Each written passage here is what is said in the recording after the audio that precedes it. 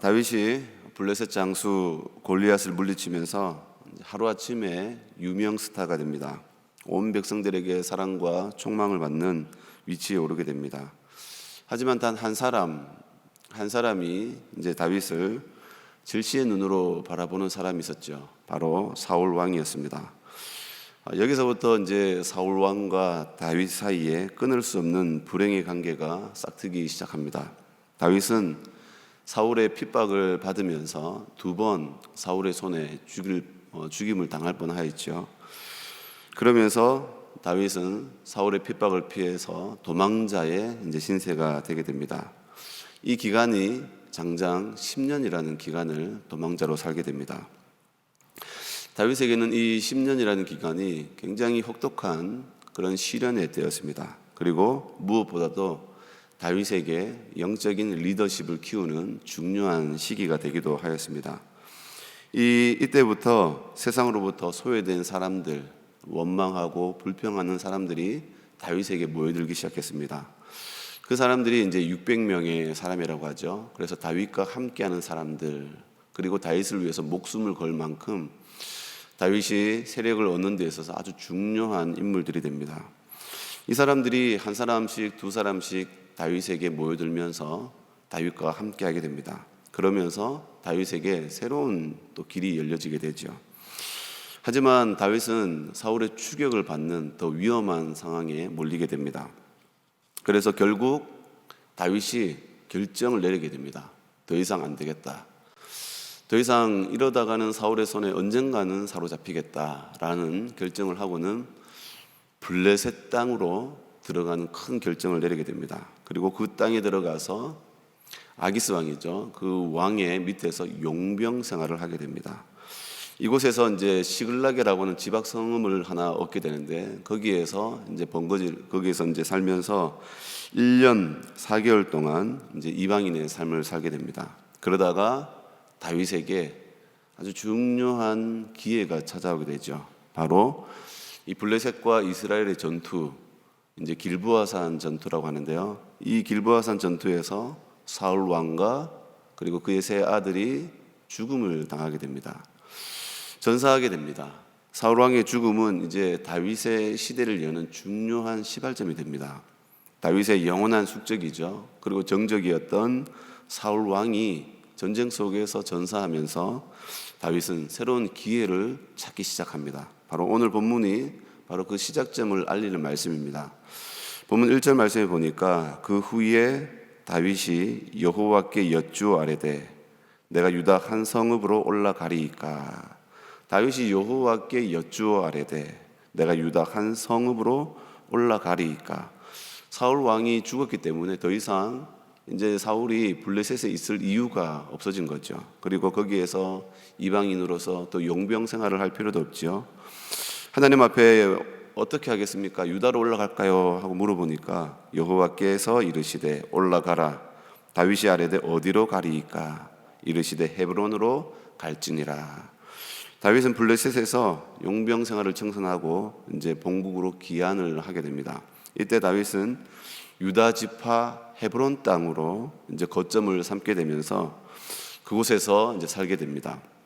이유는 한 세 가지 정도가 되는데요. 첫째는 다윗의 정치적인 기반이죠. 바로 이 유다 지파는 이 다윗이 속한 지파입니다. 그래서 자기가 제일 친하게 또 지낼 수 있고 자기를 지지해 줄 수 있는 친족 지파이기 때문에 유다 지파를 선택했고요. 두 번째는 헤브론 땅은 유다 지파 가운데서도 중심 도시라고 할 수 있는 정치적으로 군사적으로 중요한 요충지입니다. 세 번째는 여전히 사울 왕가가 아직도 이제 아들 이스보셋이죠. 아들을 통해서 왕위를 갖고 있고 그리고 나머지 지파들이 아직 사울 왕가를 지지하고 있기 때문에 헤브론을 거점으로 삼을 수밖에 없었습니다. 다윗은 이 헤브론에서 유다 지파의 왕이 되죠. 유다 장로들이 와서 다윗을 왕으로 삼게 됩니다. 이 다윗이 생각했던 것만큼 또 유다의 지지를 얻게 되니까 이곳에서 7년 6개월이라고 하는 시간을 이제 왕으로서 유다의 왕으로서 이제 지내게 됩니다. 그러면서 결국 이제 온 이스라엘의 왕이 되는데 이 사울 왕가가 몰락하면서 이제 이스라엘의 전체 통일 왕국이죠. 전체 이스라엘의 왕으로 33년을 통치를 하게 됩니다. 그래서 헤브론에서 7년 6개월, 그리고 예루살렘에서 이스라엘이죠. 예루살렘으로 수도를 천도하면서 거기에서 33년, 합의 40년을 이스라엘 왕으로 지내면서, 그러면서 이스라엘은 사회, 경제, 정치, 대외적으로 안정기를 얻으면서 번영과 부흥기를 여는 중요한 그런 왕으로서 자리매김하게 됩니다. 그래서 다윗은 이스라엘 역사 가운데 가장 성군으로 인정받는 왕이 됩니다. 그리고 성경에서도 아브라함과 함께 이름이 올라가는 다윗에 올라가죠. 마태복음을 보면 그렇게 해서 역사적으로 메시아를 대망하는 중요한 인물로서도 이제 언급이 되는 아주 중요한, 역사적으로 중요한 인물이 됐죠.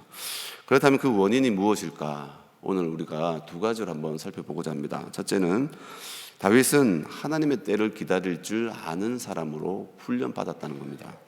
1절에 보니까 그 후에 다윗이 여호와께 여쭈어 아뢰되 내가 유다 한 성읍으로 올라가리이까? 여호와께서 이르시되 올라가라. 다윗이 아뢰되 어디로 가리이까? 이르시되 헤브론으로 갈지니라. 지금 이 다윗이 하나님 앞에 기도하는 모습이 나오죠. 하나님 앞에 어떡할까요? 지금 사울이 죽었는데 유다로 올라갈까요? 하고 하나님 앞에 여쭤봅니다. 올라가라라고 하는 응답을 받게 됩니다. 그런데 거기에서 또 가만히 있지 않고 어디로 올라갈까요? 더 확실하게 하나님 앞에 이제 물어봅니다. 그랬더니 헤브론으로 갈지니라. 지금 다윗은 누가 함께 하고 있죠? 자기 혼자 있으면 자기 마음대로 결정할 수 있습니다. 블레셋을 가든지 유다를 가든지 헤브론을 가든지 자신의 결정에 대해서 누가 하나 이의를 걸 사람이 없을 겁니다. 그런데 다윗에게는 600명의 군사와 함께 있습니다. 그리고 그 600명의 장정은 그 장정만 있는 것이 아니라 식솔들이 함께 딸려 있습니다. 그러니까 많은 사람들이 자기와 함께하고 있기 때문에 다윗이 이런 결정을 내릴 때 누구하고 먼저 얘기를 해야 될까요? 훗날에 뒤탈이 없게 하기 위해서는 600명의 사람들과 함께 이 문제를 논의를 했어야 될 겁니다. 왜냐하면 자신의 결정이 잘못되어서 문제가 생겼을 때 600명의 사람들이 가만히 있겠습니까? 나중에 문제를 제기를 했을 거죠. 그죠? 그렇기 때문에 다윗은 이 600명의 사람들을 불러서 우리가 올라가자라고 얘기를 해야 되는데 다윗은 이 사람들하고 의논하지 않고 먼저 하나님 앞에 자기가 어디로 가야 될지 거치 문제를 하나님 앞에 기도하면서 알아보는 겁니다. 내가 올라가리이까 말리이까. 다윗은 지금 어린아이와 같이 하나님을 전적으로 의지하는 모습을 보여주고 있습니다.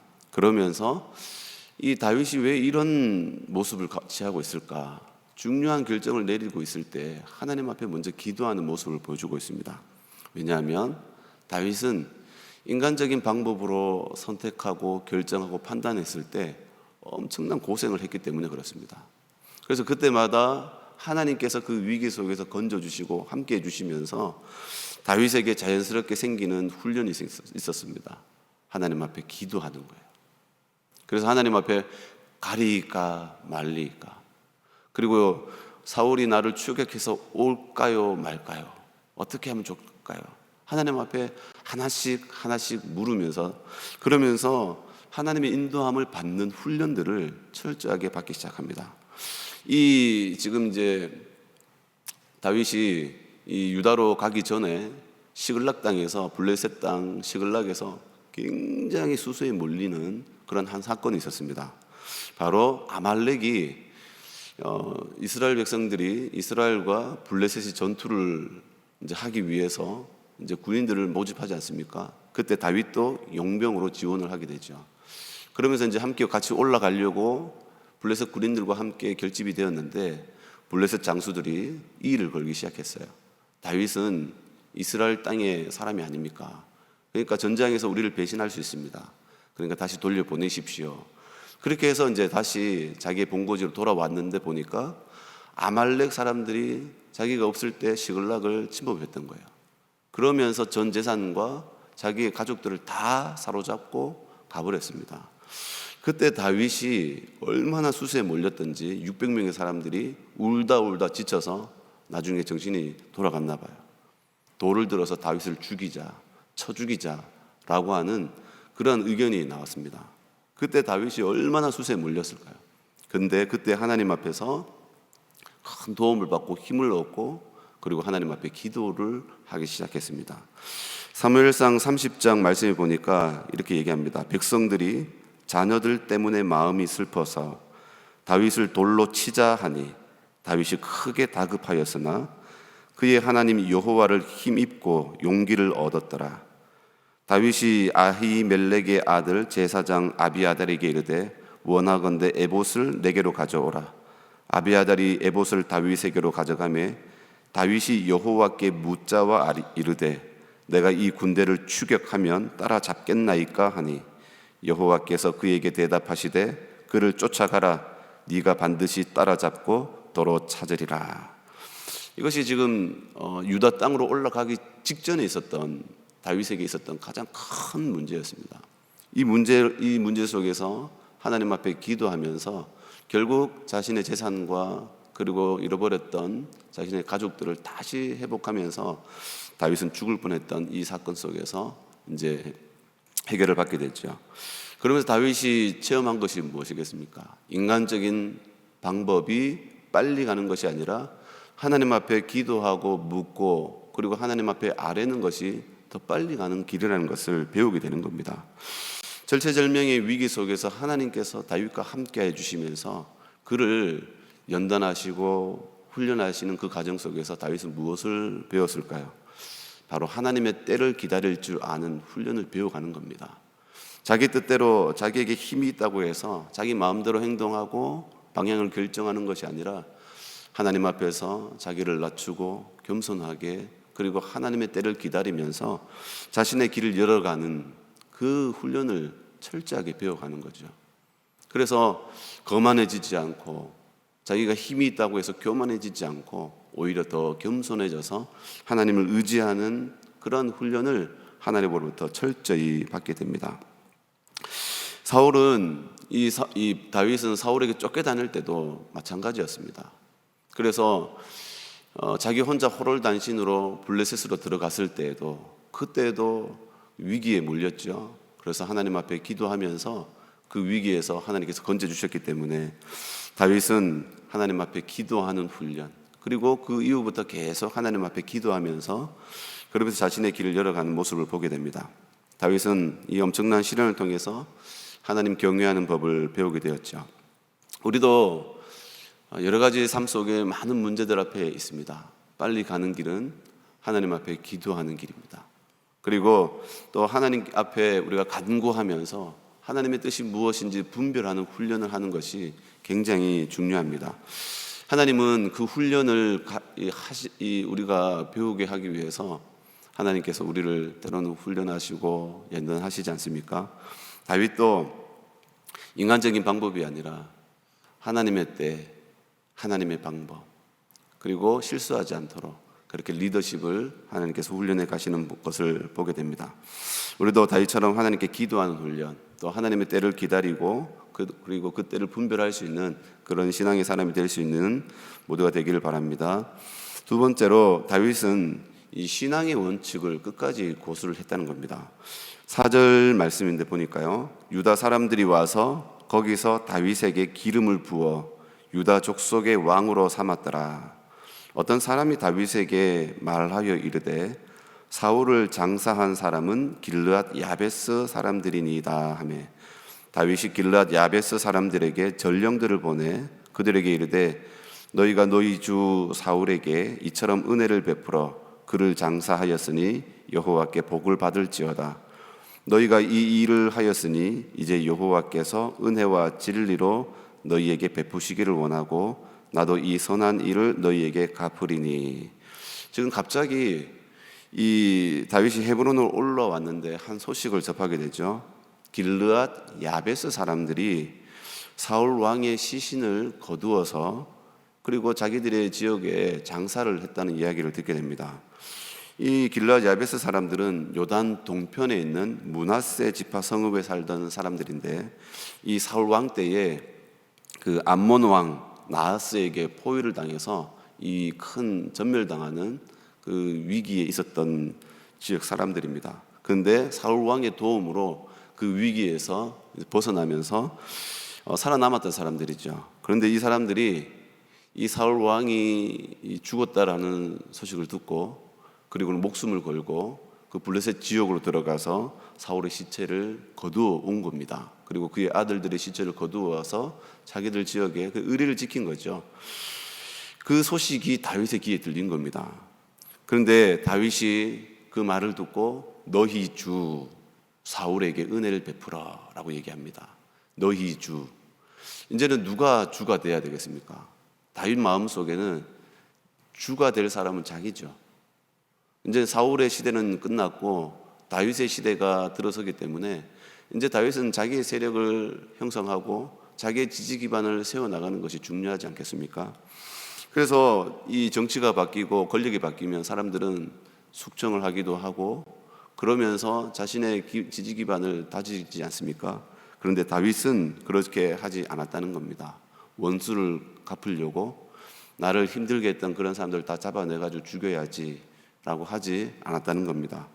다윗은 오히려 이 사울 왕에 대한 신념, 사울은 비록 자기에게 정적이고 자기를 죽이려고 했던 숙적이지만 그러나 하나님께서 기름 부어 세우신, 하나님께서 부여하신 권위를 가진 사람이기 때문에 다윗은 절대로 자기 손으로 다윗을 죽이지 않겠다 하고 하나님 앞에서, 사람들 앞에서 그 신념을 지키기 위해서 목숨을 걸었던 사람입니다.